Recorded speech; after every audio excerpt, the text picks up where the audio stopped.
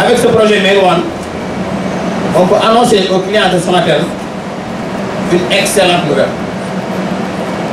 Ils vont continuer à bénéficier des débits Internet élevés.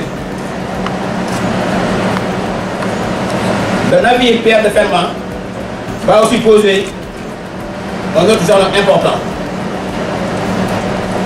le jalon de la résilience.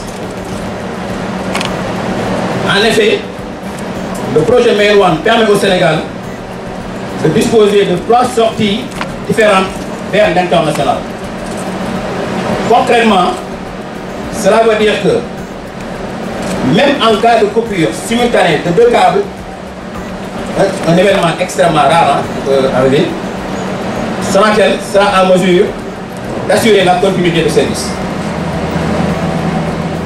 Enfin, Main One va poser un jalon important dans l'économie numérique. Main One va mettre en place des capacités nécessaires au développement de l'économie numérique et conforter le leadership du Sénégal en Afrique de l'Ouest sur la connectivité numérique. Nous avons le plaisir d'accueillir un navire câblier d'Orange Marine pour raccorder le Sénégal au câble Main One qui va permettre au pays et à la sous-région d'avoir un nouvel accès aux grands câbles sous-marins qui véhiculent l'Internet mondial. C'est l'opportunité pour Orange et pour Sonatel d'amener au Sénégal des débits plus forts, encore plus de qualité et probablement des baisses de coûts à terme. Il faut aller jusqu'à 1500 mètres de profondeur. Et dans les profondeurs plus importantes. On peut généralement dans ces profondeurs-là, il ne se passe pas grand-chose. Il n'y a jamais d'engin sous-marin qui vient casser un câble. Il n'y a jamais de réparation. Si on va réparer par des très grandes profondeurs, c'est souvent... Et ce qu'il faut savoir, c'est que sur un câble sous-marin, tous les 100 km, il y a un amplificateur, qu'on appelle un répéteur.